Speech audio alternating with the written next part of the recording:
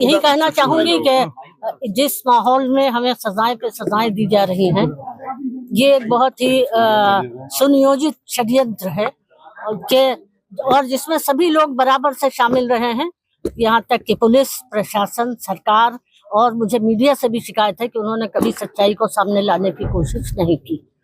जिस मुकदमे में हमें सजा दी गई है उसमें भी हमने कितने सारे एविडेंस मौजूद हैं।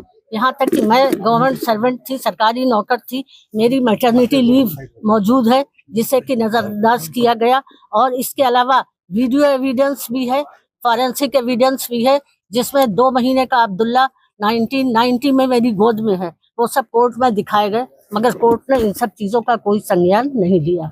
अब यहाँ पर मैं एक बात और भी कहना चाहूंगी कि इस बारे में अगर आपको तफसील देखनी है तो 16 अप्रैल के अखबार में 21 सेवानिवृत्त जो न्यायाधीश है सुप्रीम कोर्ट के और हाई कोर्ट के, उन्होंने चीफ जस्टिस ऑफ इंडिया को एक लेटर लिखा है जिसमें उन्होंने कहा है कि न्यायपालिका को कमजोर करने की कोशिशें की जा रही हैं, न्यायपालिका पर अनुचित दबाव डाला जाता है और जनता का विश्वास न्यायपालिका में कम करने की कोशिश की जा रही है। तो जाहिर है इस तरह के फैसलों से जनता का एतमाद, पब्लिक में जनता का एतमाद जो है वो कम होता है न्यायपालिका में। 7 महीने आप जेल के अंदर रहे, 7 महीने जेल में रहे, किस तरह की परेशानियां आई जेल के अंदर? जी 7 महीने आप जेल के अंदर रही, उसके बाद किस तरह की परेशानियां जेल के अंदर आई? कोई दिक्कत परेशानी आई? नहीं, मुझे कोई दिक्कत परेशानी नहीं आई। 8 महीने जब इंसाफी नहीं मिला तो दिक्कतों का क्या है? कितनी दिक्कतें रास्ते में आए, हम तो लड़ ही रहे हैं।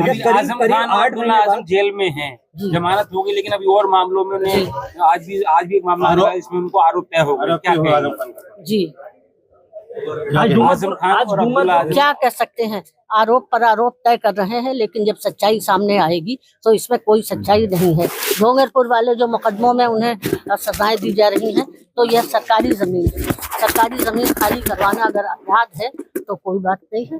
सरकारी जमीन थी, सरकारी पैसे से बने थे, सरकारी लोगों ने बनाए थे, और तो इसमें आजम साहब का तो कोई रोल ही नहीं था। 2024 के चुनाव को किस रूप में देखती है? इंडिया गठबंधन जो है वो बराबर कह रहा है कि संविधान बदल देगी, सरकार आएगी, तो आप देखिए ये एक तरह से संविधान को नुकसान पहुंचाना ही है।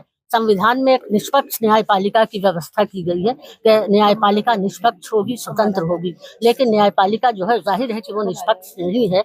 न्यायपालिका पर अनुचित दबाव पड़ रहे हैं, न्यायपालिका दबावों के अधीन काम कर रही है। तो ये एक तरह से संविधान को ही कमजोर कर, न्यायपालिका कमजोर होगी तो हमारा संविधान भी कमजोर होगा।